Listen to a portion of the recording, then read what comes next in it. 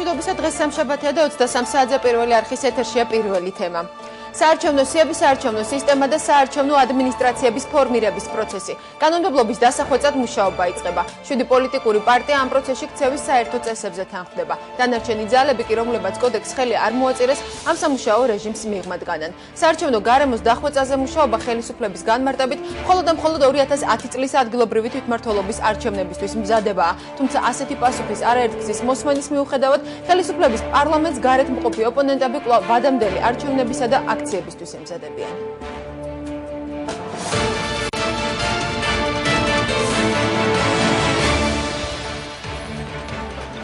რატომ იცვლება კიდევ ერთხელ საარჩევნო კოდექსი და რა მოთხოვნები აქვს 7 პარტიას, რომელიც საარჩევნო კანონმდებლობის მორიგ რეფორმაზე მუშაობს? არჩევნთა სიები, რომელიც უნდა დადგინდეს და რომელიც შესაბამისობაში მოვიდეს, არის გასაჩივრების წესი, რომელიც ვადები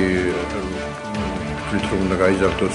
ყველა საარჩევნო კვალიფიციურ სუბიექტს უნდა ყავდეს თვითოწარმოებელი ცენტრალური საარჩევნო კომისიაში. კოდექსი უნდა დაიწეროს თავიდან. რა თქმა უნდა, არის საკითხები, რომელიც შეიძლება ჩავთვალოთ როგორც ტექნიკური საკითხები, მაგრამ არის საკითხები, რომელიც არის პოლიტიკური საკითხები. სამუშაო ჯგუფს ოპოზიციის ნაწილი უნდობლობას უცხადებს. დიალოგის დაწყებაზე ხელისუფლების შეთავაზების მიუხედავად, ოპოზიცია აქცენტს საპროტესტო აქციებსა და ვადამდელ არჩევნებზე აკეთებს. ნებისმიერი პოლიტიკური ძალა, რომელიც აწარმოა ქვეყანაში, მხოლოდ და მხოლოდ იქნება ხალხის მიმართ ანგარიშვალდებული. 80-90% მასშტაბური ხელისუფლებაზე, რომ სწორედ ესეთი პროვოკაციული რაღაც გამოხმევები არ იყოს ამ აქციების დროს. არის თქვა ჯგუფი პოლიტიკოსების, რომელიც თვლის, რომ მას დასაკარგი არაფერი არ აქვს და შეუძლია თავი აიფეთქოს, ოღონდ იმის გულისთვის, რომ თქვა ის სამიზნე ამ შემთხვევაში იქნება ეს სისტემა თუ პრეზიდენტი, ოღონდ ის სამიზნე ააფეთქოს და შეუძლია თავი აიფეთქოს. ესეთი კამიკაძე ოპოზიცია ნებისმიერი ქვეყნისთვის არის ცუდი და საშიში. მზადება არჩევნებისთვის პოლიტიკური ჯგუფების განსხვავებული მეთოდები და განსხვავებული ვადები. ლევან მევხვაძე, ჩიორა თაქთაქიშვილი, ბაჩუკი ქარდავა, მამუკა კაციტაძე პირველი თემის სტუდიაში. პირველი თემა პირდაპირ ეთერშია. ჩვენი გადაცემის პირველი ნაწილის სტუმრები არიან საპარლამენტო უმრავლესობის წევრი ჩიორა თაქთაქიშვილი და საპარლამენტო უმცირესობის წევრი ვიცე-სპიკერი ლევან მევხვაძე. საღამომშვიდობის. დიდი მადლობა გადაცემისათვის. მოგონებით პირდაპირ ეთერში ჩაგვერთვება ეროვნულ-დემოკრატიული პარტიის თავმჯდომარე ბაჩუკი ქარდავა, მამუკა კაციტაძე კი ჩვენი გადაცემის სტუმარი. გადაცემის მეორე ნაწილში იქნება. ბატონო ჩიორა, რა არის მიზეზი იმისა, რომ საარჩევნო კოდექსის დახვეწის აუცილებლობა ბოლო რამდენიმე წლის განმავლობაში კიდევ ერთხელ უკვე მერამდენე დგება დღის წესრიგში? ძალიან დიდი მადლობა პირველ რიგში სტუდიაში მოწვევისთვის, ჩვენს ტელემაყურებელს მივესალმები. ძალიან მნიშვნელოვანი არის ჩემის აზრით, რომ სწორედ ახლა ჩვენ კიდევ ერთხელ მიუბრუნდით იმ საკითხს, რომელიც წლების და მიხედვით მუშავდებოდა და კვლავაც იქნება დამუშავების პროცესში. ეს არის ერთ-ერთი ნიშანი იმისა, რომ ჩვენს ქვეყანაში დემოკრატია ვითარდება წლიდან წლამდე, არჩევნებიდან არჩევნებამდე.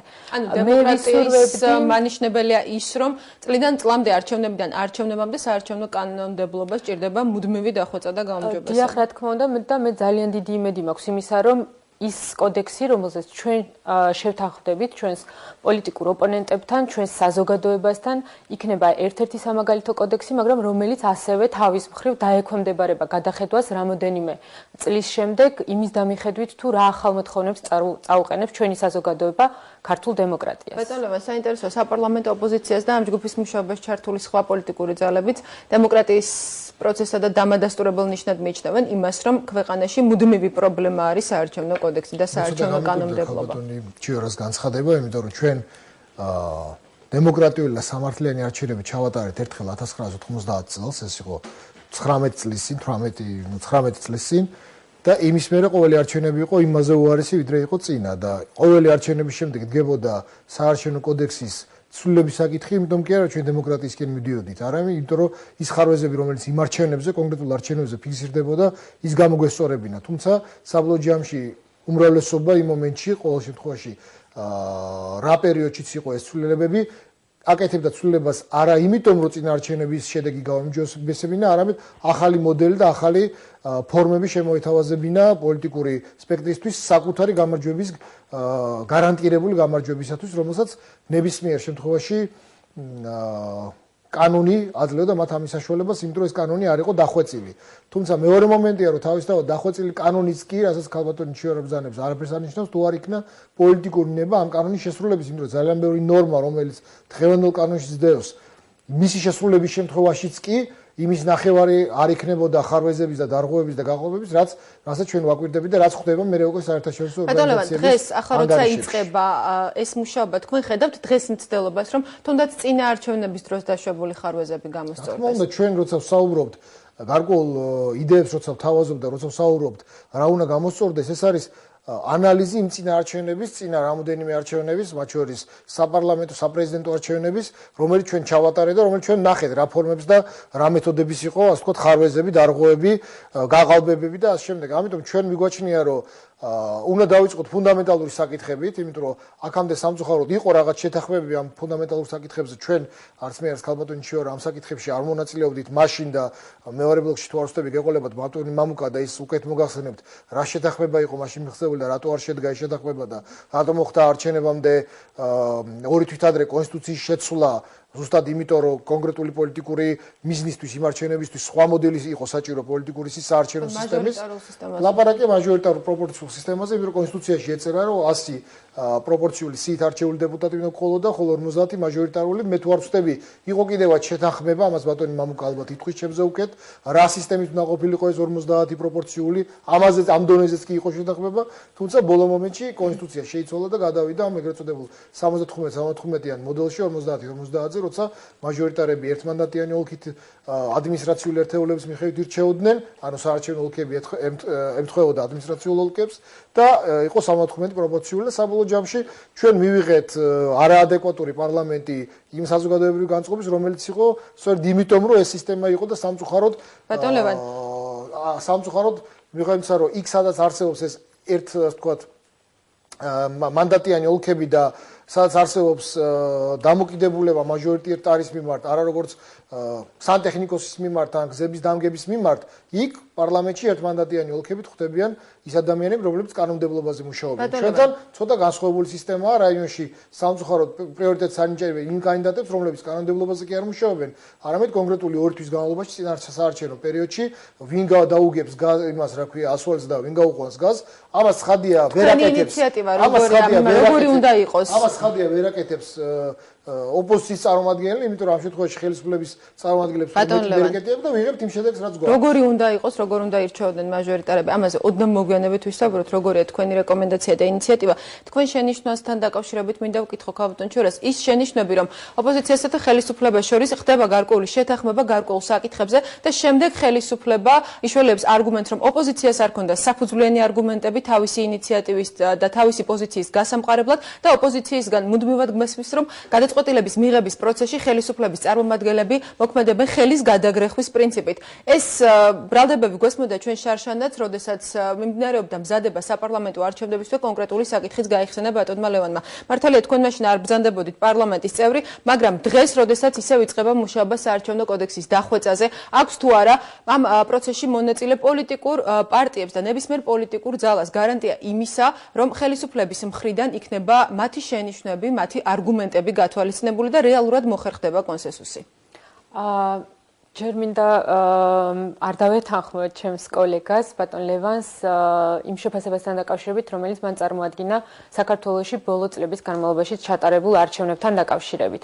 და არ დავეთანხმო არა იმიტომ, რომ მე მიმაჩნია, რომ ყველაფერი ჩვენ ქვეყანაში საარჩევნო კანონმდებლობასთან მიმართებაში არის იდეალური, არამედ არ დავეთანხმო იმიტომ, რომ სხვადასხვა საერთაშორისო ორგანიზაციების დასკვნების შედეგად საქართველოში ჩატარებული არჩევნების დამიხედვით ყოველ შემდგომ დასკვნაში ფიქსირდებოდა გარკვეული გაუმჯობესებები ცალკეულ საკითხებთან მიმართებაში, მაგრამ რა თქმა უნდა ის ხარვეზებიც, რომელთა აღმოსაფრხველად დღეს ჩვენ ვართ შეკრებილი იმისთვის, რომ ახალი საარჩევნო კოდექსის ფარგლებში ეს პრობლემები მოვაგვაროთ.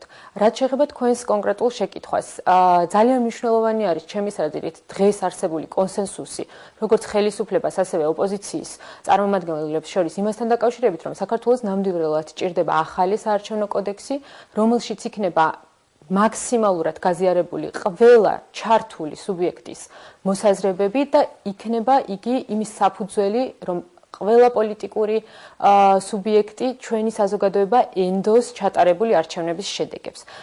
როდესაც ჩვენს ქვეყანაში თუნდაც დამარცხებული არჩევნებზე მიულოცავს გამარჯვებულს, რომელსაც ჩათვლის ის, რომ სამართლიანი პროცედურის ფარგლებში, სამართლიანი კანონმდებლობის ფარგლებში ასევე თქვენი მხრიდან მივიღებთ ასეთ მილოცვას, ეს იქნება დამოკიდებული ერთადერთზე, ეს იქნება ეს მილოცვა ოდესმე მომავალში კიდე თქვა თქვენი ეს იქნება დამოკიდებული არჩევნები ჩატარდა ცხადი. ეს იქნება დამოკიდებული ერთადერთზე, ეს იქნება დამოკიდებული ქართველი საზოგადოების ნებაზე. რაც შეეხება იმას თუ როგორ მუშაობს ეს საარჩევნო ჯგუფი, მე მინდა ხაზი გავუსვა იმას, რომ საარჩევნო გუნდის მუშაობაში ჩვენს პოლიტიკურ გუნდს მიაჩნია უმთავრესად სწორედ შეთანხმება და ნდობის არსებობა ჯგუფის წევრებს შორის. მხოლოდ ასეთი შეთანხმების და კონსენსუსის ფარგლებში შეიძლება ჩვენ ვიფიქროთ იმაზე, რომ ის შედეგი, რომელიც დაიდება ახალი საარჩევნო კოდექსის სახით, იქნება გაზიარებული და აღიარებული ყველას მიერ. რა თქმა უნდა, ეს გულისხმობს გარკვეულ დათმობებს, როგორც ხელისუფლების მხრიდან, ასევე ოპოზიციის მხრიდან, დამეთანხმებით, რომ ხელისუფლება ამ სამუშაო ჯგუფში წარმოდგენილი არის რაოდენობრივად ძალიან შეზღუდული თვალსაზრისით, ამიტომ ის რომ ის არგუმენტი თითქოს ძალების გადაწყვეტილება უნდა იქნას მიღებული თქვენ გაცილებით მეტნი ხარ. სამაგიეროდ საუბარი იმაზე, რომ ძალების ძალთა ბალანსის მიხედვით იქნება გადაწყვეტილება მიღებული სამუშაო ჯგუფის ფარგლებში, ეს ნამდვილად ასე არ არის. ერთიან ნაციონალურ მოძრაობას ყავს მხოლოდ ერთი ძირითადი წევრი ამ ჯგუფში, რაც შეეხება იმას თუ რა გადაწყვეტილებას მიიღებს პარლამენტი, სწორედ ამ ახალ საარჩევნო კოდექსზე მუშაობის მთავარი ხიბლი არის სწორედ იმაში, რომ თითოეული პოლიტიკური პარტია, რომელიც არის ჩართული, იღებს პასუხისმგებლობას, რომ ის საკითხები, რაც იქნება შეთანხმებული სამუშაო ჯგუფის ფარგლებში, იქნება დაცული და იქნება სწორედ იმგვარად შესრულებული, როგორც ეს იქნება საარჩევნო ჯგუფის მიერ გადაწყვეტილი. ანუ ის რომ უმრავლესობას ყავს საკონსტიტუციო უმრავლესობა, ეს არ შეუსრულს ხელს, მაგალითად შეთანხმებული გადაწყვეტილების მიღებას. ბატონ ლევან, თქვენ თუ ფიქრობთ ასე? ამ თამაშის წესი არის ესეთი, რომ თუ ისინი რაღაცაზე დათანხმდებიან, მე არ ამგონია, რომ მათ რამე შეცვალონ, სწორედ ამისათვის არის, რომ ჩვენ ცხადია სიტყვაზე ვენდობით, მაგრამ ისინი პასუხისმგებლობას არ იღებენ ქრისტიან-დემოკრატიული მოძრაობის ან სხვა პოლიტიკური ორგანიზაციის მიმართ. ამ პროცესს ყველა ამ შეხვედრას დაესწრება საერთაშორისო ორგანიზაციების წარმომადგენლები, დღეს ესწრებოდნენ ევროკომისიის, ევროკავშირის ელჩი იყო, NDI, ამერიკის საელჩოს წარმომადგენელი, EUTOS მისის წარმომადგენელი, ასე რომ ამ ორგანიზაციების თანდასწრებით მოხდება შეთანხმება, ამ ორგანიზაციების თანდასწრებით გაფორმდება კონკრეტული ყოველი საღამოს, ყოველი შეხვედრის მერე კონკრეტული ოქმი, ეს არის ჩვენი წინადება და ამ ოქმზე იქნება ასევე ამ სადამკვირვებლო ორგანიზაციების ხელმოწერაც იმის დასადასტურებლად, რომ ეს შეთანხმება მოხდა და მე არ იყოს ოთახიდან გამოსვლის შემდეგ ძახილი იმაზე, რომ ამაზე ხო შევთანხმდით და არ შევთანხმდით. ეს არის თამაშის წესი და მე არ მგონია, რომ ამ შემთხვევაში უმრავლესობის წევრებს რაიმე განსაკუთრებული განცხადებები ბოლო დროინდელ მოვლენებს თუ გადავხედათ ოპოზიციასა და ხელისუფლებას შორის გამართული ნებისმიერი დიალოგის თანხმლები პროცესი იყო. ამიტომ არის ჩვენი სურვილი იყო ამ შემთხვევაში ყველა პოლიტიკური ჯგუფის და კარგია რომ საერთაშორისო ორგანიზაციები ჩაერთვენ, ჩვენ გვინდა ცხადია რომ უფრო აქტიური იყოს მათი მონაწილეობა, თუმცა მათაც აქვს თავიანთი პრინციპები, ისინი ჩვენს მაგერად გადაწყვეტილებებს ვერ მიიღებენ, თუმცა ისინი ესწრებიან ჩვენს მიერ მიღებულ გადაწყვეტილებებს და აკვირდებიან იმას, რამდენად მერე მოხდება იმის ზუსტი შესრულება, რაზეც ჩვენი შევთანხმდებით. თუმცა შესათანხმებელი იქნება ძალიან ბევრი და პროცესი იქნება ძალიან რთული. მე ერთი რამე მინდა ხაზი გაუსვა თქვენ შესაძლოა შეახსენეთ იმ პოლიტიკურ ორგანიზაციებზე, რომლებიც არ ესწრებიან, მათთვის კარი არ არის ნამდვილად დახურული. მინდა თქვა ეს იყო ჩვენი ინიციატივა და იმ სხვა ოპოზიციური პარტიებისა, ვინც დათანხმდა მონაწილეობას, რომ ნებისმიერ პოლიტიკურ პარტიას ნებისმიერ ეტაპზე შეუძლია ჩაერთონ ამ ჯგუფის მუშაობაში და გარდა ამისა მე მაქვს მაგალითად ის დოკუმენტი, რომლებიც ახლებმა და რესპუბლიკელებმა რომლის პრეზენტაციას მოახდინეს და ბევრ რამეს ნაწილობრივ იქ მე ვეთანხმები სიამოვნებით მხარს დაუჭერ ამას და ამ ჯგუფში სწორედ ვიქნები ამ ზოგიერთი ამ იდეის ლობისტი, რომელიც მათ წარმოადგენს და ამ შემთხვევაში შესაძლოა ეს პოლიტიკური პარტიები არ მონაწილეობენ ფიზიკურად, მაგრამ ჩვენ ვიცით მათი შეხედულება ამ დოკუმენტის მიხედვით და მე პირადად მზად ვარ აი ამ დოკუმენტის გამოყენებით ვიმუშაოთ სწორედ იმ საარჩევნო კოდექსზე, რომელიც ანუ თუ მათ შემდგომში გადაწყვიტეს ჩაერთონ ამ პროცესში, მათ ექნება შესაძლებლობა მოხდეს მათი ინიციატივების განხილვაც თუ გარკვეული სარეკომენდაციო ხასიათის აბსოლუტურად ეს გადაწყვეტილება იქნა მიღებული სწორედ იმ პირველ შეხვედრაზე, როდესაც პოლიტიკურმა პარტიებმა ხელი მოვაწერეთ იმ საერთო-ქცევის კოდექსს, რომელიც ამერიკის შეერთებული შტატების ეროვნული დემოკრატიული ინსტიტუტის თავისნობით შეიქმნა და ითვალისწინებს სწორედ იმ ძირითად პრინციპებს, რომელსაც უნდა დაეფუძნოს ნებისმიერი ჩვენთაგანი საქმიანობა ჯგუფში და ჯგუფის გარეთ. ამ წესებთან ერთად ასევე მიღებული იქნა გადაწყვეტილება, რომ ნებისმიერ იმ პოლიტიკურ ძალას, რომელიც შემდგომში, მაგალითად აპრილის შემდგომ, გადაწყვეტს შემოერთდეს ერთიან სამუშაო ჯგუფს, რომლის მიზანი იქნება საარჩევნო კანონმდებლობის დახვეწა, დიალოგის და კონსენსუსის ძიების ფარგლებში, კარი არის მათთვის ღია, მათ ექნებათ სრულუფლებიანი მონაწილეობის მიღების უფლება ნებისმიერ იმ გადაწყვეტილებაში, რომელიც ამ ჯგუფის ფარგლებში იქნება განსახილველი. დიდი მადლობა, რამდენიმე წუთში განვაგრძობთ საუბარს პირდაპირ ეთერში. ახლა კი გვაქვს პირდაპირი ჩართვა ეროვნული დემოკრატიული პარტიის თავმჯდომარე ბაჩუკი ქარდავა უპასუხებს პირველი თემის შეკითხვას ბატონ ბაჩუკი საღამომშვიდობის. საღამომშვიდობის მაქია. თქვენთანაც სულ საუბარი დავიწყო იმ კითხვით, რა კითხვაც დავუსვი პირველად ჩვენი სტუდიის სტუმრებს. თქვენს პარტიას აქვს საკმაოდ დიდი გამოცდილება მიიღო მონაწილეობა ბოლო წლებში ქვეყანაში გამართულ თითქმის ყველა არჩევნებში. თქვენ რას ხედავთ მიზეს იმისა, რომ ქვეყანაში მუდმივად საჭიროებს დახვეწას საარჩევნო კანონმდებლობა? პირველ რიგში მე მინდა აღვნიშნო, რომ მით უმეტეს დღევანდელ ვითარებაში, რომელშიც ჩვენი ქვეყანა იმყოფება, ალბათ საარჩევნო კოდექსი არის ის უმნიშვნელოვანესი დოკუმენტი, რომელმაც საზოგადოებაში უნდა გააჩინოს დობა იმისა, რომ იმ ვითარების რა რეალობაში, რა ვითარებაშია ჩვენ ვიმყოფებით, ანუ ხელისუფლების ცვალებადობა შესაძლებელია მხოლოდ საარჩევნო გზით.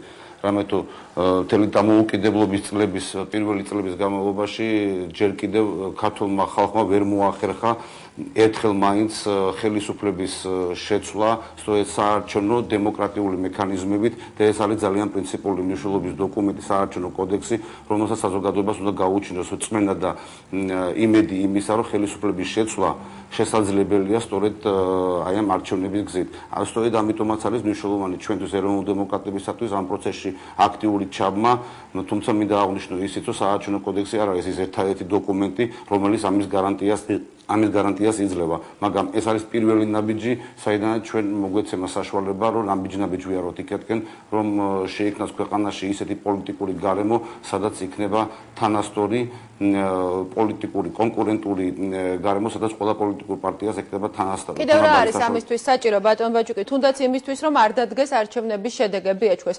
გარდა დახვეწილი საარჩევნო კანონმდებლობისა. პირველ რიგში მე დავიწყებდი იქიდან, რომ საარჩევნო კოდექსის საქმეს ვერ უშვილით, თუ არ იარსებებს პოლიტიკური ნება, პირველ რიგში ხელისუფლების და პოლიტიკური სპექტრის, რომ ჩვენ ყველანი ერთად შევთანხმდეთ იმაზე, რომ ხელისუფლების შეცვლა რისი მომხრებით ეროვნული დემოკრატები ვარ და ამიტომაც ვიმყოფებით ოპოზიციაში, შესაძლებელია და სჭირდება ქვეყანას მხოლოდ და მხოლოდ არჩევნების გზით. ეს არის პირველი პრინციპი, რომელსაც ჩვენ ვიზიარებ და რომელიც არის ჩვენთვის უმთავრესი პრინციპი და მეორე საკითხი, რომ ხელისუფლებას უნდა გააჩნდეს კოდექსი, როგორც ამ უნდა დავწეროთ, ხელისუფლებას ყოველთვის ერქება ეს ბერკეტი, რომ ეს კოდექსი გვერდზე გადადოს, კოდექსი დღესაც არსებობს, მაგრამ ხელისუფლება ამას თავის და სასარგებლოდ ნებისმიერ შემთხვევაში იყენებს და დღესაც გამოიყენებს.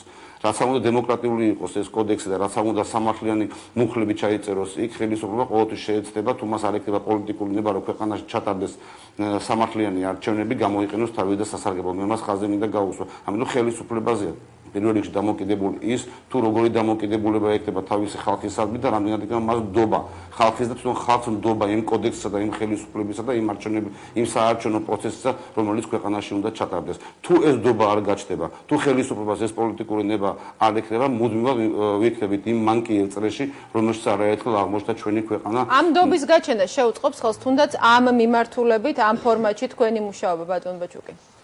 ეს არის ცდილობა და მას პროცესი გვიჩვენებს. რამდენად იქნება მზაობა იგივე ხელისუფლების მხრიდან და არა მხოლოდ ხელისუფლების მხრიდან, იგივე ჩვენგან ოპოზიციური პარტიების მხრიდან იმისათვის, რომ ქვეყანაში შექმნათ ისეთი გარემო, რომ საზოგადოებამ გააკეთოს თავისი რეალური არჩევანი და ეს არჩევანი იყოს დაცული სწორედ ხალხის მხრიდან. თქვენ პირადად რა ცვლილებების აუცილებლობას ხედავთ დღეს საარჩევნო კოდექსში? რა არის სად ხედავთ უფრო მეტ ხარვეს? ეს არის საარჩევნო ადმინისტრაციის დაკომპლექტების, საარჩევნო კამპანიის წარმართვის, ხმის დათვლის, შეჯამების თუ ასე შემდეგ. რა პრინციპია და რა არის დღეს გამოსასწორებელი ყველაზე მეტად საარჩევნო კანონმდებლობაში? სანამ ამ პუნქტებზე და ამ პრინციპებზე ვისაუბრებ, მე მინდა გითხრათ, მართალია ჩვენ რაღაც საკითხები დღეს შევთანხმდით, მაგრამ შემთხვევით არ იყო ალბათ, რომ დღეს სამუშაო ჯგუფი შეიკრიბა და ალბათ ცოტა მოულოდნელიც იყო საზოგადოებისათვის, რომ ჩვენ მუშაობთ ჯერ კიდევ მექანიზმზე, თუ როგორი უნდა იყოს ამ სამუშაო ჯგუფის მექანიზმი, თუ როგორ ვიღებთ გადაწყვეტილებებს და ამას იმიტომაც აქვს მნიშვნელობა, რომ გაჩნდეს ნდობა აი ამ სამუშაო ჯგუფის მიმართ და იმ დოკუმენტის მიმართ, რომელსაც ეს სამუშაო ჯგუფი დადევს. ეს არის უმთავრესი პრინციპი. ვისგან უნდა გაჩნდეს ეს ნდობა, ბატონო? საზოგადოების მხრიდან. როდესაც საზოგადოება იგივე არასაპარლამენტო ოპოზიციური პარტიების დიდი ნაწილი თითქმის ერთი პარტია მხოლოდ მრეწველები შეუერთდნენ ამ კოდექსს. როდესაც ისინი არ უერთდებიან და არ არიან მზად, არ აქვთ სურვილი 2010 წლისთვის ადგილობრივადამდელი არჩევნებისთვის კოდექსის მომზადებაში მიიღონ მონაწილეობა ნდობის ხარისხზე, რამდენად შეიძლება საუბარი? ნუ ხა ალბათ ყველა პოლიტიკური პარტია იღებს თავის დამოუკიდებელ გადაწყვეტილებას. არსებობს პარტიები, რომლებსაც ეტყობა ძალიან ცუდი გამოცდილება აქვს ხელისუფლებასთან ურთიერთობის და მე მესმის მათი, მაგრამ ეროვნულ დემოკრატები ცოტა სხვა უფრო პრინციპული დამოკიდებულება გვაქვს, რომ შანსი დიალოგი ყოველთვის უნდა იქნას გამოყენებული იმისათვის, რომ ქვეყანაში ვითარება განიმუხტოს და კი არ წავიდეთ დაძაბულობის ესკალაციისაკენ, არამედ ყოველთვის ვეცადოთ განმუხტოთ ვითარება. აი ეს არის ჩვენი მთავარი პრინციპი. მე მესმის იმ პარტიების, რომლებიც არ იღებენ მონაწილეობას, ისინი არ ენდობიან ხელისუფლებასთან დიალოგის პროცესს, თუმცა მე მიმაჩნია, რომ დიალოგს ალტერნატივა არასოდეს არ აქვს. დიალოგი, პროტესტი, დიალოგი, ეს მექანიზმები პოლიტიკურმა პარტიებმა, პოლიტიკოსებმა ყოველთვის უნდა გამოიყენონ. ამდენად ჩვენ დღეს დავიწყეთ მუშაობა და გვჯერა, რომ თვითონ ის ფაქტი, რომ დღეს ხელისუფლება მოდის დიალოგზე საარჩევნო კოდექსთან დაკავშირებით დამერწმუნეთ, რომ ეს არ არის შემთხვევითი, ეს მისი რეალობა, მისი დღევანდელი მდგომარეობა მას აიძულებს. საზოგადოების განწყობა მას აიძულებს და ჩვენ ოპოზიციურმა პარტიებმა ეს შანსი ხელიდან არ უნდა გავუშვათ, რამე თუ ეს შანსი არის არა ოპოზიციური პარტიების და არა ხელისუფლების, ეს ჩვენი ქვეყნის შანსია. მიმაჩნია, რომ ამ შანსს ყოველ შემთხვევაში ცდა, რომ ეს იქნას გამოყენებული ბოლომდე, ჩვენ არ უნდა გავუკეთოთ იგნორირება. ძალიან დიდი მადლობა, გმადლობთ ბატონ ბაჩუკი, გადაცემაში მონაწილეობისათვის. პირველი თემის შეკითხვებს საუბრობდა ეროვნულ დემოკრატიული პარტიის თავმჯდომარე ბაჩუკი ქარდავა. ჩვენ განვაგრძობთ საუბარს სტუდიაში. ქალბატონჩიურა, ხელისუფლების მხრიდან, ხელისუფლების წარმომადგენლების მხრიდან დღეს გამოთქმული იმედი, რომ ამ მუშაობის შემდეგ არსებობს იმედი და არის სურვილით, რომ 2010 წლის ადგილობრივი არჩევნები უკვე დახვეწილ საარჩევნო გარემოში მაღალი სტანდარტებით ჩატარდეს. ხომ არა აღიარებს ამ შეფასებით ხელისუფლება, რომ აქამდე ჩატარებული არჩევნები არ შეესაბამებოდა ასეთ სტანდარტებს? მე კიდევ ერთხელ გავიმეორებ იმას, რომ ჩვენ ქვეყანაში ვფიქრობ, რომ ყოველი შემდგომი არჩევნები უნდა იყოს წინა არჩევნებზე უკეთესი. ამ თვალსაზრისით ნამდვილად არ ვგრძნობ თავს ხერხულად იმ თვალსაზრისით, რომ ვაღიარო ის ხარვეზები, რომლებიც იყო ბოლო საპარლამენტო არჩევნებზე დაშვებული, მაგრამ ასევე ის წინსვლებიც, რაც იყო სწორედ 2008 წლის საპარლამენტო არჩევნებზე წინა არჩევნებთან შედარებით. ამ თვალსაზრისით ნამდვილად ვფიქრობ, როგორც ოპოზიციის, ასევე ხელისუფლების ცალსახანება არის, რომ 2010 წლის და ყოველი შემდგომი არჩევნები იყოს წინაზე უკეთესი.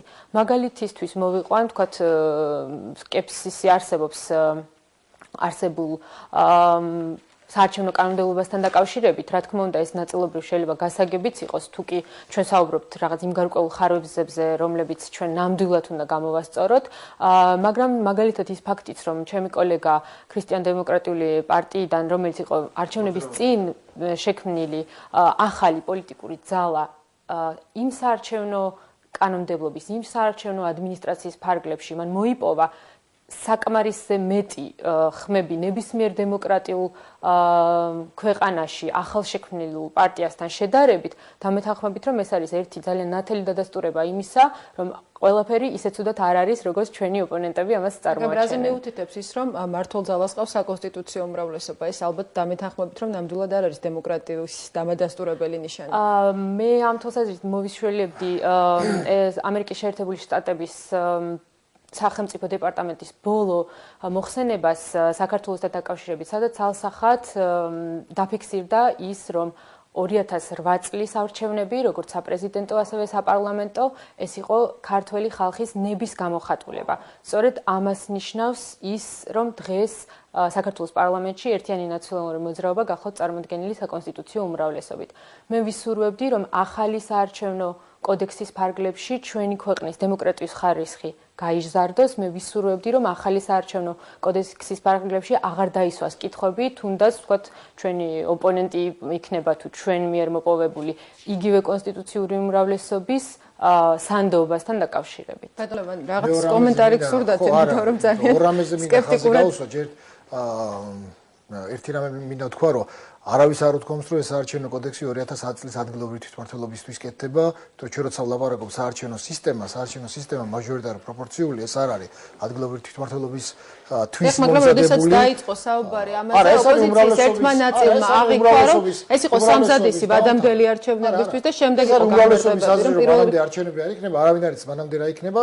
ყოველ შემთხვევაში ჩვენი პოზიცია არის ესეთი, რომ ჩვენ ნებისმიერი მომენტში უნდა ვიყოთ მზად ნებისმიერი არჩევნებისთვის და შესაბამისად ეს მუშაობა და საარჩევნო კოდექსის მზადება სწორედ ამ ნებისმიერი მომენტისთვის უნდა იყოს მომზადებული და არა 2010 წლისთვის, რომ მაშინ საერთოდ აზრი არ აქვს ამ საარჩევნო კოდექსზე მუშაობას, იმიტომ რომ იქ არის საუბარი ადგილობრივ თვითმმართველობაზე და ჩვენ საარჩევნო სისტემაზე დღეს ვიკამათოთ, მაშინ აზრი არ აქვს, იმიტომ რომ ეს 2012 წელს არის საარჩევნები. არა, ჩვენ უნდა ვიყოთ ნებისმიერი მომენტისთვის მზად, რა მოხდება, იმიტომ რომ რა სიტუაცია არ არის მარტივი და შესაბამისად იმის პროგნოზირება რა იქნება, როცა შენ არ აქვს ზუსტი მონაცემები ამ სიტუაციაში რა ხდება, ძალიან რთულია. ეს ერთი საკითხი და მეორე საკითხი, რაც მინდა თქვა, რო არ გავაკეთე კომენტარი, არ შეიძლება დაახლოებით ქალბატონი შეიძლება ძალიან უხეში შედარება მოვიყვანო, მაგრამ ჩვენ მაჩვენებლობთან დაკავშირებით, მაგრამ დაახლოებით იგივეა, რომ მაძღვარი მშიერს ნამცეცებს უყრიდაო და რა ღორულა ჭამსო, კიდე აძახოდა თავსო. ჩვენი 89% არ არის ნამდვილად მაჩვენებელი დემოკრატიულობის ქალბატონი ჩიორა, იმიტომ რომ ჩვენი მაჩვენებელი პროცენტულად იქნებოდა გაცილებით მეტი, რო არ ყოფილიყო თქვენი მაჩვენებლის ხელოვნურად ზრდა და ეს იქნებოდა 9%-ს მაგივრად, იქნებოდა 12%. შეიძლება აბსოლუტურ რიცხვებში ეს ყოფილიყო ერთ და იგივე 150,000 პირველ შემთხვევაში ან მეორე შემთხვევაში, მაგრამ თქვენი მაჩვენებელი 1,100,000 მაგივრად რო ყოფილიყო 700-800, რაც დაახლოებით ჩემი ვარაუდით მეტი არ იყო. ამ შემთხვევაში ჩვენი პროცენტული მაჩვენებელი გაცილებით მეტი იქნებოდა, ჩვენი წარმომადგენლობაც პარლამენტში იქნებოდა გაცილებით მეტი და სერიოზული. ალბათ და მე არ ამგონია, რომ საჭიროება დამდგარიყო ბოიკოტირების გარკვეულ ნაწილს ოპოზიციის მხრიდან და არც იქნებოდა ეს, ასე ვთქვათ, თქვენ რო არ გეჩვენებინათ ეს ეგრეთ წოდებული 60%-იანი მაჩვენებელი, რომელიც მე ვფიქრობ, რომ არაადეკვატური იყო იმ რეალობის, რაც საზოგადოებაში იყო. აი ამის თქმა მინდოდა აუცილებლად. ძანეთ და შემდეგ დავსვამ კითხვას. შეიძლება რა თქმა უნდა მე აბსოლუტურად მესმის რომ ჩვენს ოპოზიციას გააჩნია განსხვავებული მოსაზრებები იმისგან რაც ხელისუფლებას ერთიან ნაციონალურ მოძრაობას მე მიმაჩნია რომ თუდაც ის შესაძლებლობა დღეს ჩვენს პირდაპირ ეთერში რომ ჩვენ გვაქვს იმის უნარი რომ გქონდეს აბსოლუტურად განსხვავებული შეხედულებები ცალკეულ საკითხებთან დაკავშირებით მაგრამ გქონდეს ამავდროულად იმის უნარი რომ დავჯდეთ მაგიდასთან ვისაუბროთ იმ საკითხებზე რომელთა გამოსწორება წაადგება როგორც ოპოზიციას ასევე ხელისუფლებას მე მიმაჩნია რომ სწორედ ეს დიალოგის არსებობის შესაძლებლობა გახლავთ ძალიან დიდი წინგადადგმული ნაბიჯი სწორედ ახალ დიალოგის რეალობაში ქალბატონი ჩერა თუმცა დიალოგისთვის არ ამგონია რომ სერიოზული იყოს ჩვენ უნდა ვიყოთ ორიენტირებული შედეგზე და ამ შემთხვევაში ძალიან ბევრი არის დამოკიდებული ხელისუფლებაზე იმიტომ რომ ამ შემთხვევაში ხელისუფლებას აქვს დასათმობი და არა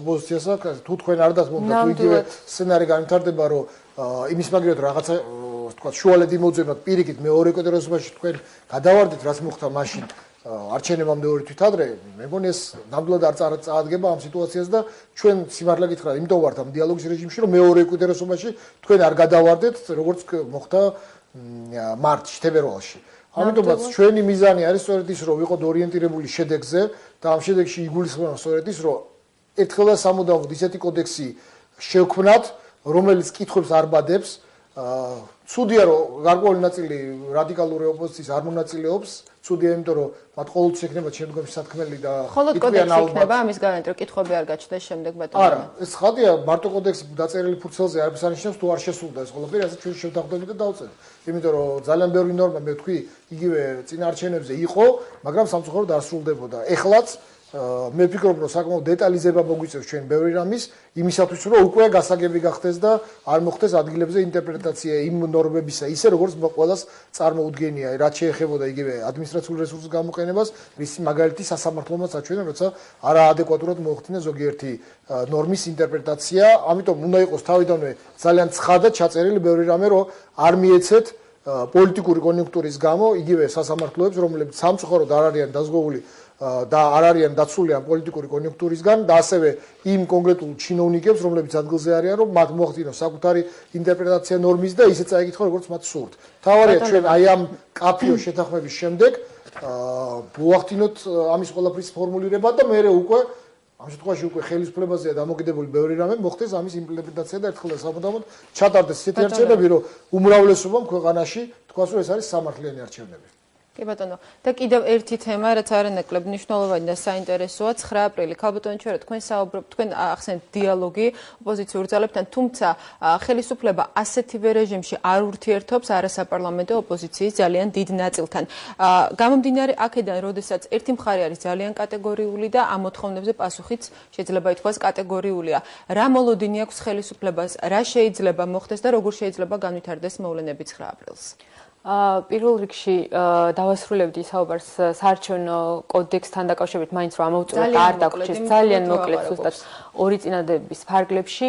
კიდევ ერთხელ ცალსახად მინდა დავაფიქსირო ის პოლიტიკური ნება, რომელიც გააჩნია დღეს საქართველოს ხელისუფლებას იმისთვის, რომ არა მარტო შეიქმნას ახალი ყოველთვის მისაღები და გაზიარებული პრინციპებზე დაფუძნებული საარჩევნო კოდექსი, არამედ ნება იმისა, რომ ყოველი შემდგომი არჩევნები ჩატარდეს წინაზე უკეთესად. ამის ნება მინდა მოგცეთ აბსოლუტური გარანტია, რომ საქართველოს ხელისუფლების მხრიდან არსებობს და მისი გაცოცხლება დამოკიდებული იქნება სწორედ იმ დიალოგზე, რომელიც მიმდინარეობს დღეს სამუშაო ჯგუფის ფარგლებში და რომელშიც ვფიქრობთ, რომ ჩაერთვებიან ასევე არასაპარლამენტო ოპოზიციის წარმომადგენლებიც. მე ნამდვილად ვერ დაგეთანხმებოდით იმაში, რომ საქართველოს ხელისუფლება განსხვავებულ რეჟიმში ახორციელებს, ვთქვათ, კომუნიკაციას საპარლამენტო და არასაპარლამენტო ოპოზიციასთან. ალბათ ეს შთაბეჭდილება რჩება უბრალოდ იმის გამო, რომ ის წინადადებები, რომელიც არის დასმული, ვთქვათ, საპარლამენტო ოპოზიციის მიერ და განხილული დიალოგის ფარგლებში ის ინიციატივები უფრო ხშირად არის რეალიზებადი და უკვე კონკრეტულ კანონებში გადატანილი. ბატონი ლევანი დამეთანხმება, რომ ამის მაგალითი ჩვენ მრავლად გაგვაჩნია და არ აგვაქვს ანალოგიური შედეგი არასაპარლამენტო ოპოზიციასთან დაკავშირებით. კიდევ ერთხელ მინდა დავაფიქსირო, რომ შედეგი, იმიტომ რომ ეს კომუნიკაცია არ არის სამწუხარო და ცუდია ამ შემთხვევაში ეს ქვეყანას კარგ ჩარკვეს არ მოუწევს. პასუხისმგებლობა მაინც ხელისუფლებაზე. კიდევ ერთხელ მინდა დავაფიქსირო, რომ აი ის მისა რო კომუნიკაცია არ არის. კიდევ ერთხელ მინდა დავაფიქსირო, რომ ხელისუფლება არის მზად ნებისმიერ დროს ნებისმიერ პოლიტიკურ პარტიასთან დიალოგისათვის, ნებისმიერ დროს ვართ ჩვენ მზად იმ კონკრეტულ საკითხებზე, რომელიც დღეს საქართველოს პარლამენტისთვის და არა მარტო პარლამენტისთვის არის აქტუალური, რომელიც არის დასაქმების პრობლემა, რომელიც არის ქვეყანაში ახალი სამუშაო ადგილების შექმნა, ქვეყანაში არსებული სოციალური პრობლემების და საგარეო საფრთხეების თავიდან აცილება, ამ საკითხებზე თანამშრომლობისათვის, ასევე საარჩევნო კოდექსის დახვეწისა თუ დემოკრატიის განვითარებისთვის აუცილებელ ნებისმიერ სხვა პროგრამაში ჩართულობისთვის მზად ვართ, რომ ვისაუბროთ და ვითანამშრომლობთ არასაპარლამენტო ოპოზიციასთან. მაგრამ არასაპარლამენტო ოპოზიციას აქვს ერთადერთი მოთხოვნა ქვეყანაში უნდა ჩატარდეს ვადამდელი არჩევნები. ამ თვალსაზრისით ეს რა თქმა უნდა მათი არჩევანი არის და მათი თავისუფალი ნების გამოხატულება არის. თუ კი ჩვენ საუბრობთ იმ ოპოზიციაზე, რომელსაც უნდა შედეგის მიღება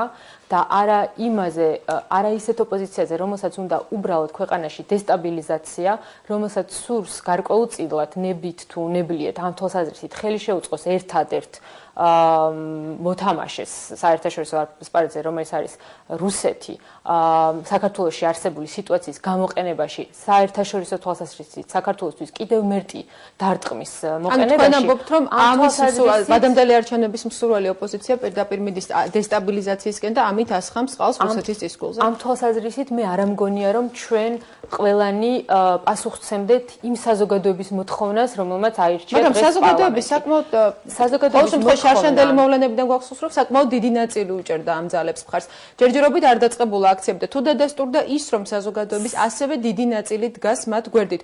ასეთ შემთხვევაში რა პასუხს აძლევს მათ ხელისუფლება? დიახ, საზოგადოების მოთხოვნა არის უპირველესი ამოსავალი წერტილი ნებისმიერი დემოკრატიული ქვეყნისათვის. დღევანდელი მდგომარეობით ჩვენი საზოგადოების მთავარი სურვილი და ვალდებულება, რომელსაც იგი უყენებს სახელმწიფოს, ეს გახლავთ ერთის მხრივ საერთაშორისო აგრესიისგან ქვეყნის დაცვა, მეორე ქვეყნის შიგნით არსებული იმ პრობლემების მოგვარება, რომელთანაც მათ ყოველდღე უხდებათ შეხება.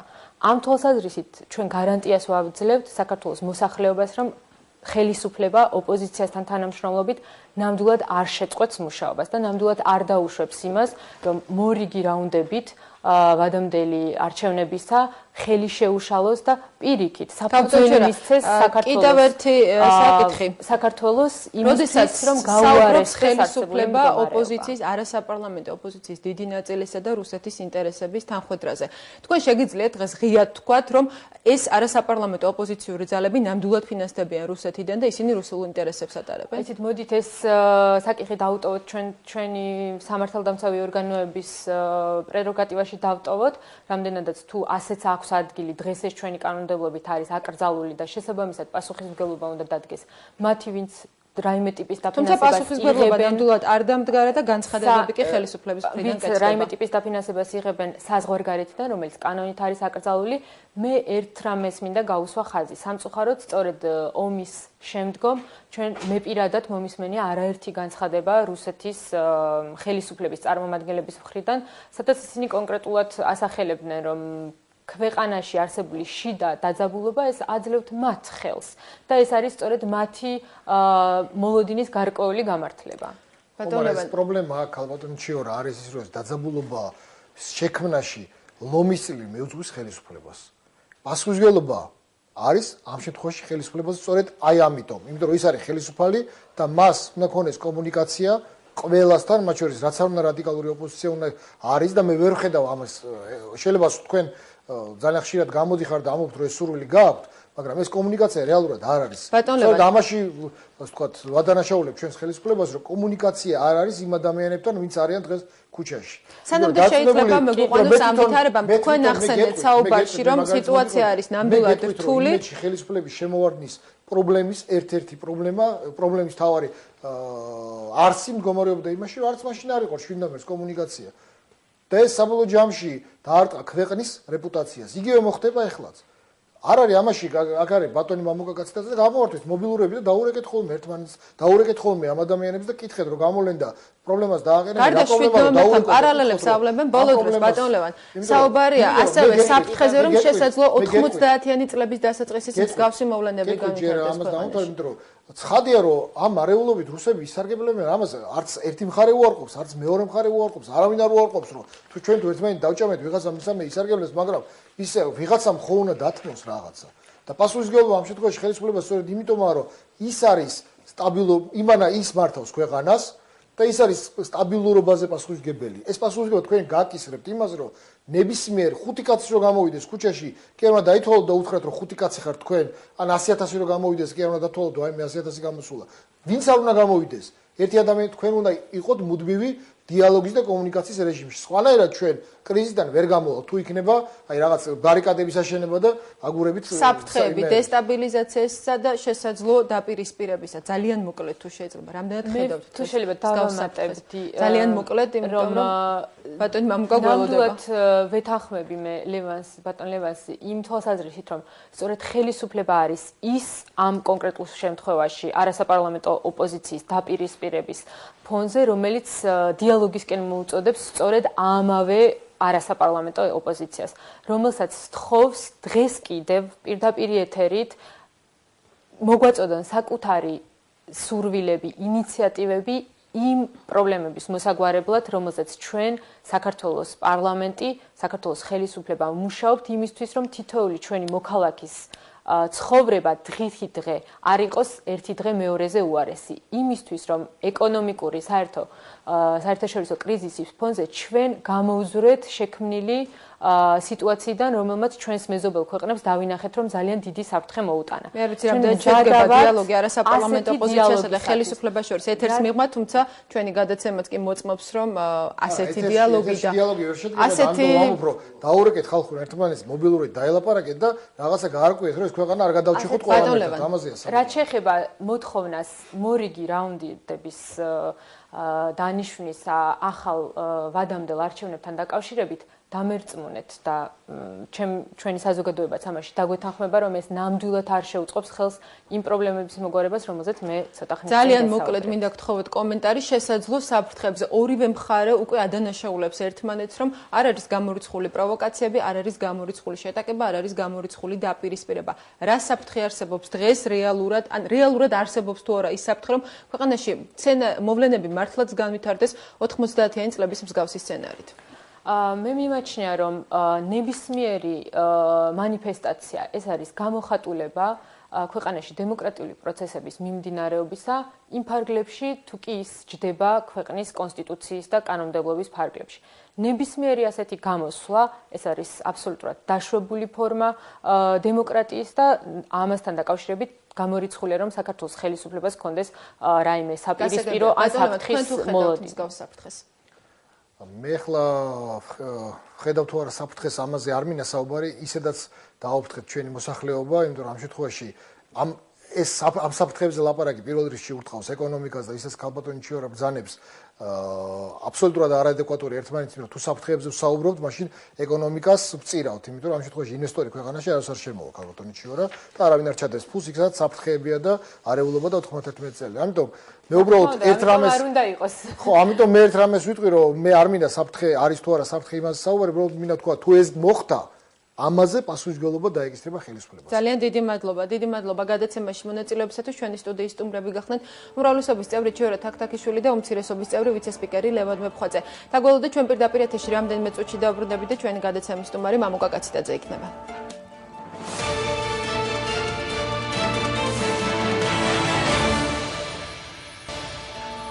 პირველი თემა კვლავ პირდაპირ ეთერშია. ჩვენი გადაცემის სტუმარი გახალთ ახალი მემარჯვენეების ერთ-ერთი ლიდერი ალიანსი საქართველოსათვის წევრი მამუკა კაციტაძე. საღამომშვიდობის ბატონო მამუკა. მადლობა მოგახსენებთ გადაცემაში მონაწილეობისთვის. ბატონო მამუკა, თქვენს ალიანსს ხელი არ მოუწერია ამ ქცევის კოდექსზე და არ მონაწილეობს იმ პროცესში, რომ პროცესშიც ჩართული არის 7 პოლიტიკური ძალა. რა გახდა ამის მიზეზი? თქვენ არ გსურთ ხელისუფლებასთან ერთად ამ პროცესში მონაწილეობა თუ რესურს ვერ ხედავთ საიმისოს, რომ თქვენი ინიციატივები და თქვენი პოზიციები იქნას გათვალისწინებული?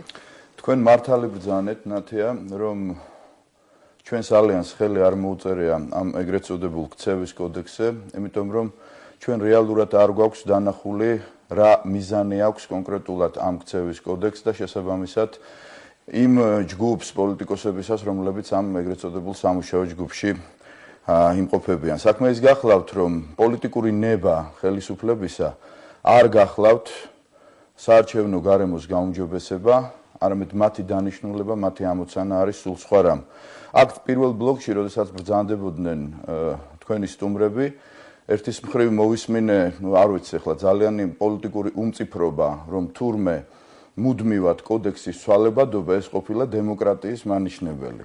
მაშინ, როდესაც აბსოლუტურად აკონტროლებ ხელისუფლებას და გაქვს საკონსტიტუციო უმრავლესობა 5 წლის განმავლობაში, ვერ შექმენი ისეთი კოდექსი, რომელიც დააკმაყოფილებს როგორც ქართველი საზოგადოების, ისევე საერთაშორისო საზოგადოების მოთხოვნებს. და ამას არ ქმნის. როდესაც მიმდინარეობდა მუშაობა ამ საკითხებზე პარლამენტში და თქვენც იყავით ჩართული, მაშინ იყო თუ არა რეალურად სურვილი ან ნება გნებავთ ხელისუფლების მხრიდან, რომ ეს შენიშვნები ყოფილიყო გათვალისწინებული? ძალიან დიდი მადლობა ნათია ამ კითხვის დასმისათვის, იმიტომ რომ მე ვარ ის პიროვნება, ვინც 2007 წელს აქტიურად იყო ჩართული პროცესში, ეგრეთ წოდებულ დიალოგის პროცესში, უფრო მეტიც, ეს პროცესი მივიდა კონკრეტულ ფინალამდე, კონკრეტული შეთანხმებაც შედგა და უცებ 3 დღეში დაინახეს რა, რომ საზოგადოების განწყობა არის მკვეთრად ანტისახელისუფლებო, მათ ეს შეთანხმება რომელიც მიღწეული იყო საერთაშორისო საზოგადოებასთან ერთად, როგორც ევროსაბჭოს, ასევე EUTOS თანამონაწილეობით შედგა ეს შეთანხმება, ცხვირწინ გადაგვიხიეს 3 დღის განმავლობაში, რასაც მოყვა ჩვენი ცნობილი 16 თუ 17 დღიანი შიმშილობა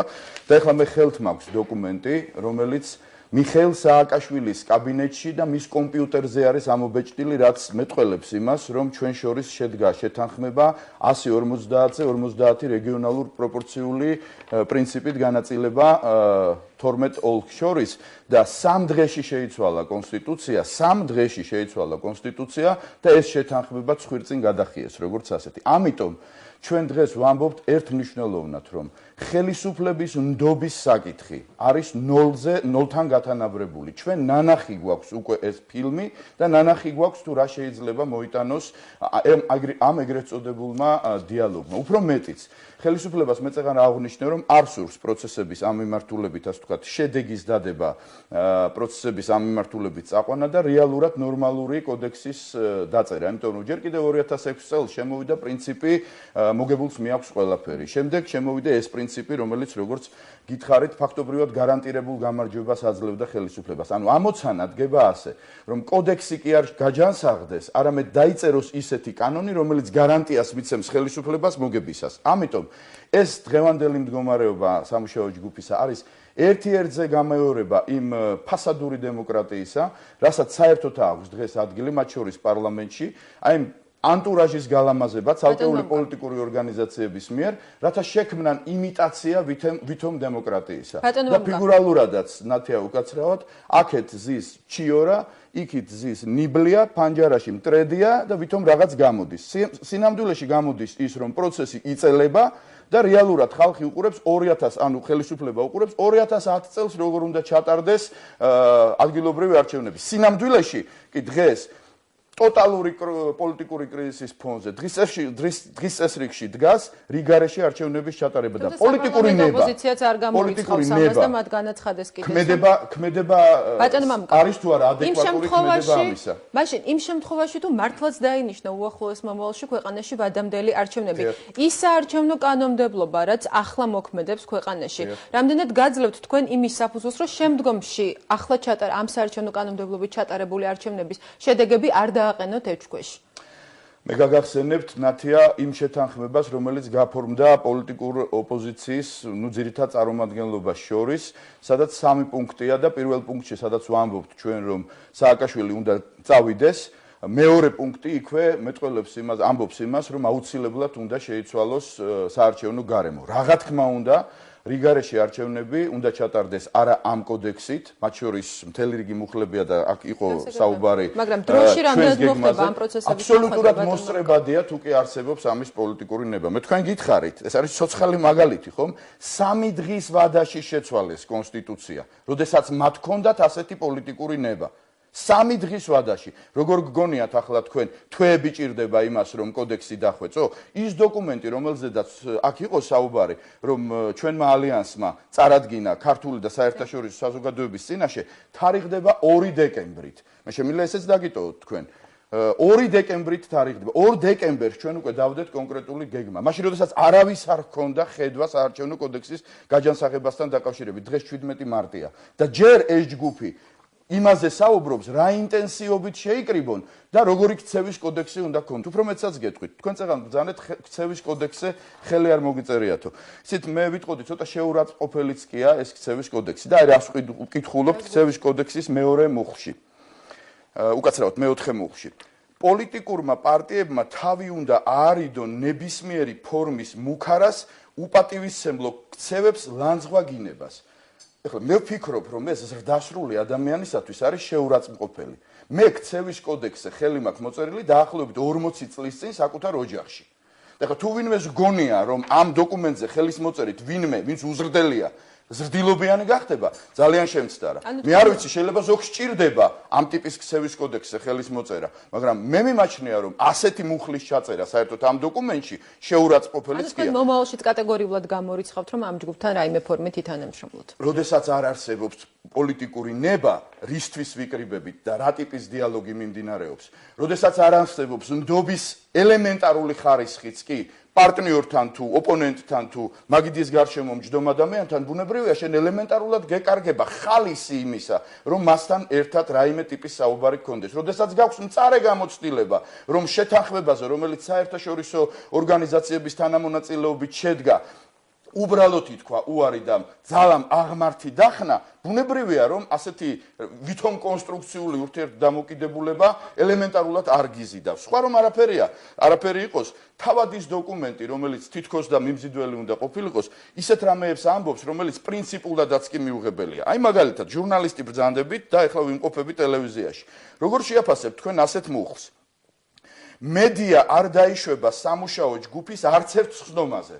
და სხდომის დროს გაკეთებული ყველა კომენტარი კონფიდენციალურია. უკაცრავად, ვისგან რა გვაქვს დასამალი, თუ სამუშაო ჯგუფია, თუ გამჭვირვალეობაა, თუ საზოგადოებას უნდა მოეწევნოს ეს, მაშინ რატო უმალავთ საზოგადოებას, ან რატო ვკეტავთ მედიისათვის ამ მომენტს? მეორე მომენტი. მონაწილე პარტიებმა უნდა ასევე მისდიონ ყველა სხვა წესს, რომელზეც შეთანხმება საარჩევნო კანონმდებლობაზე მომუშავე ჯგუფი კონსენსუსის წესით. კონსენსუსის წესი რასაც ნიშნავს, კარგად მოგეხსენებათ. ანუ ერთ პარტიას შეუძლია დაბლოკოს, ამ შემთხვევაში მმართველ პარტიას შეუძლია დაბლოკოს უმრავლესობის გადაწყვეტილება და კანონი დარჩეს ისე, როგორც არის. აი ეს არის მათი პოლიტიკური ნება. აქედან გამომდინარე, ჩვენ ვამბობთ, რომ აზრი არა აქვს ამ ხელისუფლებასთან ამ ტიპის დიალოგის წარმოებას, ჩვენ დაგვარწმუნა განვლილმა პროცესებმა, რომ მხოლოდ ძალის დემონსტრირების შემდეგ ხდება პოლიტიკური ნების გაჩენა ხელისუფლებაში, თავად საერთაშორისო ორგანიზაციები, რომლებიცაც ხშირად მანიპულირებენ ხოლმე, პირდაპირ აფიქსირებენ, რომ ჩვენ მანამდე მოვიწონებთ ყველა არჩევნებს, სანამ არ იქნება დესტაბილიზაციის საშიშროება. როგორ 95 წლის არჩევნები სამართლიანი იყო? 99-ის? ან იმის შემდგომი? მაგრამ საერთაშორისო საზოგადოება მაშინაც მოიწონა ეს არჩევნები, იმიტომ რომ არ იყო საფრთხე ეგრეთ წოდებული პოლიტიკური კრიზისისა. ამიტომ ჩვენ მივმართავთ იმ გზას, რომ ძალით გაუჩინოთ პოლიტიკური ნება, ძალის დემონსტრირებით გაუჩინოთ პოლიტიკური ნება, როგორც ხელისუფლებას, ძალის დემონსტრირება. საზოგადოების ნების გამოხატულებით. ეს არის პოლიტიკური ბრძოლის მეთოდი, მე მგონი მე ახლა ახალს არაფერს ვამბობ, პოლიტიკური ბრძოლის მეთოდი არსებობს აქციებითაც, არსებობს საზოგადოების ნების სხვა ფორმის გამოხატულებითაც, რაც იქნება დემონსტრირება ძალისა და ერთმშვენიერ დღეს ისინი უნდა წავიდნენ კომპრომისზე, თუ კი მათ უნდათ, რომ ნორმალური კოდექსი დაიწეროს. ელოდებით თუ არა ასეთ კომპრომისს 9 აპრილს ან 9 აპრილის შემდეგ. რას აპირებს თქვენი ალიანსი 10 დღეზე მეტი გავიდა მას შემდეგ, რაც რეფერენდუმის დანიშნვაზე ხელისუფლებისგან მიიღეთ უარი, კონკრეტულად თუ აქვს გაწერილი ოპოზიციურ ალიანს გეგმა, როგორი მოხდა. თქვენ დღეს გააკეთეთ განცხადება, რომ ხვალ ისაუბრებთ დეტალურად ამის შესახებ, მაგრამ დღეს თუ შეიძლება ამის გამხელა ჩვენს ეთერში. კი, აუცილებლად შეიძლება და დასამალე არაფერი გვაქვს ხელისუფლებისგან განსხვავებით. უბრალოდ თუნებას მომცემ, ნათია უბრალოდ იმ თემას, რასაც ასე ვთქვათ, საარჩევნო თემატიკა ქვია, ერთი მიმართულებითაც გამოვეხმიანები, რომ ჩემთვის ძალიან მოკლედ, ნახევარწუთში ფაქტიურად ძალიან გულსაწყვეტია ის, რომ ცალკეული პოლიტიკური პარტიები არ ვიცი, პოლიტიკური უმწიფრეობის გამო, პარლამენტში ყოფნის გახანგრძლივების გამო, თუ ქართულ პოლიტიკურ სპექტრში რეაბილიტაციის გამო აღმოჩნდნენ ამ ფასადის გამლამაზებლად, როგორც ასეთი და ჩართულები არიან იმ რუტინაში, რომელიც ვერც ერთ შემთხვევაში შედეგს ვერ მოიტანს. მე უბრალოდ მათ მინდა უთხრა, ჩემი მწარე გამოცდილებიდან გამომდინარე, რომ მათ შეიძლება კეთილნებას ეგრეთ წოდებულ დიალოგში მონაწილეობისას არანაირი პერსპექტივა არ აქვს და არსად პოლიტიკურ ქედდრეკილობას და პოლიტიკურ ჩოქბჯენში დგომას შედეგი არ მოუტანია. გაითვალისწინეთ ეს მეგობრებო, რაც შეეხება ჩვენს გეგმებს. ჩვენ ხელისუფლებას შევთავაზეთ, რა ვიცი, ალბათ ცივილური ფორმა, რომ მას თავად გაეგო საზოგადოების ნება და ასე ვთქვათ, ხედვა, აზრი რიგარეში არჩევნებთან დაკავშირებით და თავად დაენიშნა რეფერენდუმი, რა თქმა უნდა, რომლის სამართლიანობის უზრუნველყოფასაც ჩვენ არ დავაკლებდით მცდელობას. ხელისუფლებამ ეს არ გაითვალისწინა. ჩვენ იქვე აღვნიშნეთ, რომ 10 დღის ვადას მკაცრად დავიცავდით, ხოლო შემდეგ მიმართავდით მომდევნო ზომებს. მომდევნო ზომები მდგომარეობს იმაში, რომ ჩვენ ვაპირებთ სახალხო რეფერენდუმის ჩატარებას, გამოკითხვის ჩატარებას, ჩვენ საქართველოსათვის ალიანსის წარმომადგენლები უკვე ვართ მზად იმისათვის მთელი საქართველოს მასშტაბით და ხვალ ვახდენთ ამის დემონსტრირებას, მთელი საქართველოს მასშტაბით ჩამობრძანდებიან ჩვენი შტაბების წარმომადგენლები, რომლებიც უზრუნველყოფენ გამოკითხვას საზოგადოებისას, მილიონამდე ოჯახია საქართველოში. ჩვენ მივალთ ყველა ოჯახში და ვკითხავთ, როგორია მათი ნება რიგარეშე საპრეზიდენტო არჩევნებთან დაკავშირებით. ეს იქნება ღია გამჭვირვალე თქვენთვის და საზოგადოებისათვის. და თუ კი არ ინება სააკაშვილმა რომ დაენიშნა რეფერენდუმი, ჩვენ გავაგონებთ მას ქართული საზოგადოების მას. საინტერესო ფიქრობს ამ ყველაფრის განხორციელებას ალიანსი. ჩვენ ვთვლით რომ ჩვენი რესურსიდან გამომდინარე, მე ვგულისხმობ ადამიანურ რესურსს, რომელიც უნდა მივიდეს ყველასთან, დაახლოებით 3 კვირაა საჭირო იმისათვის, რომ ეგრეთ წოდებული კარდაკარ პრინციპით ვაწარმოოთ გამოკითხვა და ეს ნება გავაგონოთ საქართველოს ხელისუფლებას, ეს ნება გავაგონოთ. ის დრო რაც რჩება 9 აპრილამდე. მოდით, კარგით, მე ვიტყვი 4 კვირას, რომ არ გამოვიდეს ისე, რომ 9 აპრილს უმიზნებ რაღაცას, იმიტომ რომ 9 აპრილი არ არის რაღაც პიკი, გინდა თუ არა, რომ იმ დღეს უნდა დამთავრდეს ყველაფერი. 9 აპრილი არის უმნიშვნელოვანესი თარიღი ქართულ უახლეს პოლიტიკურ ისტორიაში. ბუნებრივია, წლევანდელი 9 აპრილი იქნება განსაკუთრებული დატვირთვის, მაგრამ 9 აპრილს არ ვხედავთ ჩვენ ასე, რომ იმ დღეს წერტილი უნდა დაისვას. იგი იქნება სერიოზული შეძანზარება ამ ხელისუფლებისა, რომელიც არის ყველა კრიზისის წყარო. და როდესაც დღეს აქ ქალბატონი ჩიორა საუბრობდა, ერთი პირობა მეგონა რომ ხო არ დაავიწყდა სამუშაო ადგილების ხსენება მეთქი, იმიტომ რომ მე დაждიდნენ ნაციონალურ მოძრაობაში, იმიტომ რომ დღეს მათი მესიჯი ეს არის და შემდეგ მაიქს ახსენა სამუშაო ადგილები. დიახ, დღეს სამუშაო ადგილების პრობლემაა. დიახ, დღეს საგარეო საფრთხეების პრობლემაა. დიახ, დღეს ეკონომიკური საფრთხეების პრობლემაა და სწორედ იმიტომ რომ ამ საფრთხეებს ვერ გაართვა თავი ამ ხელისუფლებამ და შეიქმნა კრიზისი, ეს ხელისუფლება უნდა წავიდეს. მაგრამ დაპირისპირება ოპოზიციისა და ხელისუფლების რამდენად გაამძაფრებს ასეთ საფრთხეებს, ბატონო მამუკა? რამდენად იღებს ოპოზიციაც პასუხისმგებლობას იმ პროცესებზე, რაც შეიძლება დაიწყოს ასეთი მასშტაბური აქციების შემდეგ? ჩვენ არ ვდაობთ იმაზე, რომ ამ შემთხვევაში ძალიან დიდი პასუხისმგებლობა ასევე ეკისრება ხელისუფლებას. ხელისუფლებას რომ ეკისრება პასუხისმგებლობა და პასუხისმგებლობის ლომის წილი კარგია რომ არ ვდაობ და მე მგონი არავინ არ დაობს. ოპოზიცია არ გაურბის თავის პასუხისმგებლობას, მაგრამ მინდა გითხრათ, რომ ამ ტიპით და ამ სახით ცხოვრების გაგრძელებას, ახალ-ახალი კრიზისების გაჩენას ყოველდღიურად ჯობია, რომ საზოგადოების ნება იყოს ხმამაღლა გამოხატული კონსტიტუციურად, გამოხატული მშვიდობიანად და ჩვენ ვაიძულოთ, რადგან ნებით არ ესმის ამ ხელისუფლებას პოლიტიკური ძალის დემონსტრირებით, პოლიტიკური ბრძოლისათვის დამახასიათებელი მეთოდებითა და ხერხებით, ვაიძულოთ ხელისუფლება, რომ მან არჩევანის თავისუფალი არჩევანის წინაშე დააყენოს ქართული ხელისუფლება. ქართულ საზოგადოებას ამის სრული უფლება აქვს. რაც შეეხება ჩატარებულ არჩევნებს, სააკაშვილის პირობებში 5 არჩევნები ჩატარდა საქართველოში 2004-ში, 5-ში, 6-ში და 8-ში 2. ყველა არჩევნები იყო უკიდურესად რეალობას მოწყვეტილი, ანუ საზოგადოების ნებას მოწყვეტილი. დღეს უკვე ამაზე საუბრობს ღიად საერთაშორისო საზოგადოება და ჩვენ გვინდა, რომ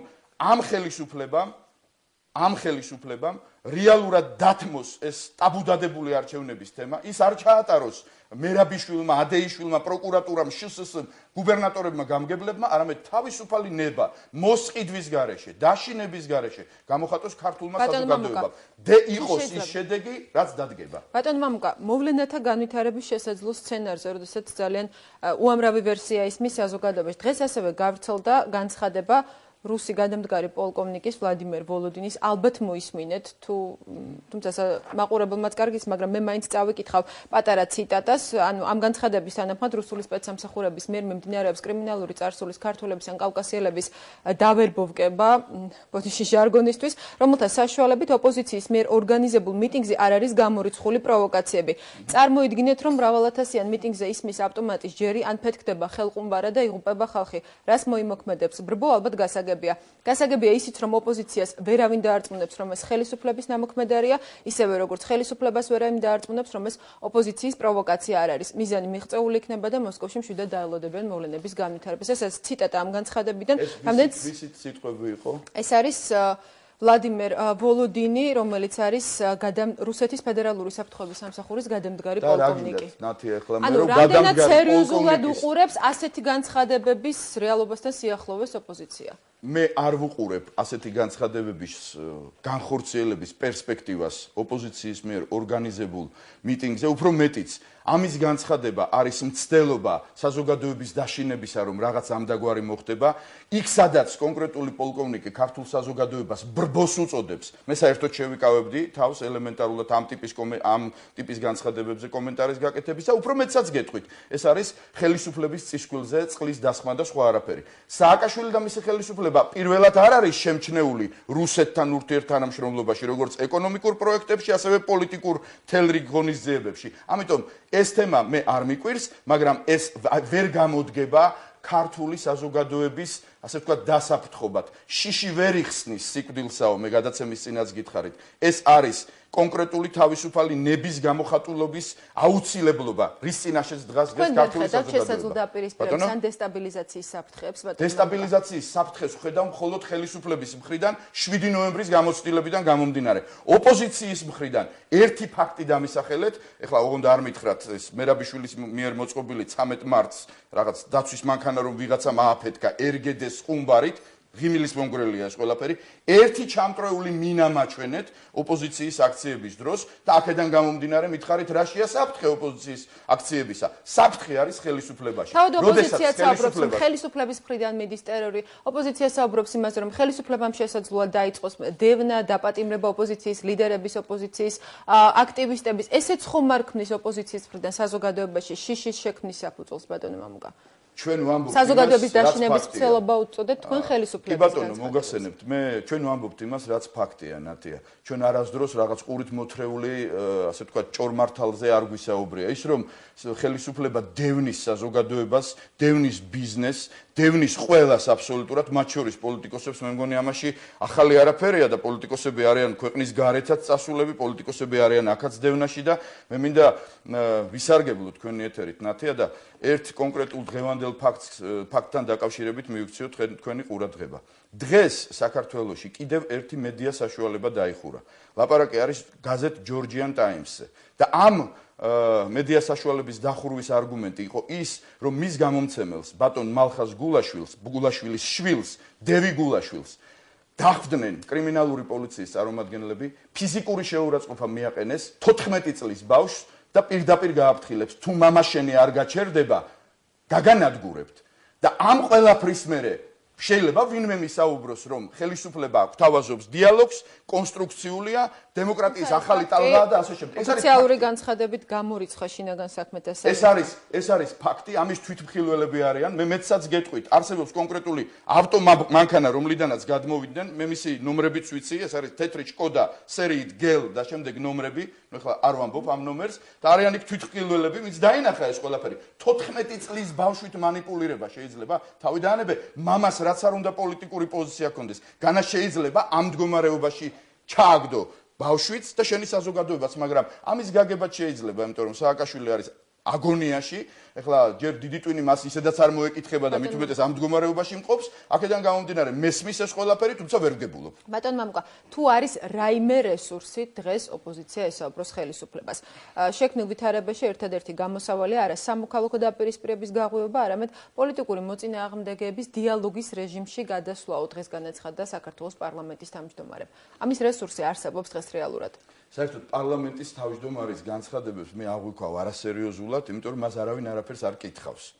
ეს არის დაახლოებით ისეთივე ფიგურა, როგორი პრემიერ-მინისტრებიც ყავდა ჩვენ, რომლებსაც არავინ არაფერს არ კითხავს. არის პრეზიდენტი და მის გარშემო არსებული გარკვეული ჯგუფი, ეგრეთ წოდებული ჩრდილოვანი ჯგუფი, რომელიც იღებს პოლიტიკურ გადაწყვეტილებებს. რესურსი არის ნოლის ტოლი, იმიტომ რომ სანდოობა არის ნოლის ტოლი. თუ კი იქნება დემონსტრირება პოლიტიკური ნებისა იმასთან დაკავშირებით, რომ საზოგადოებას ვკითხოთ რა პოზიცია აქვს მას დღევანდელ ხელისუფლებასთან მიმართებაში, რიგარეში არჩევნებთან მიმართებაში და პოლიტიკური ნება გამოვხატოთ რიგარეში არჩევნების თავისუფლად ჩატარებასთან დაკავშირებით, ბუნებრივია ამის მზაობა ოპოზიციაში არის, მაგრამ სად არის ეს ნება? დაგვანახეთ, მე ვერ ვხედავ, იქნებ დამეხმაროთ თქვენ დაგვანახოთ ეს პოლიტიკური ნება.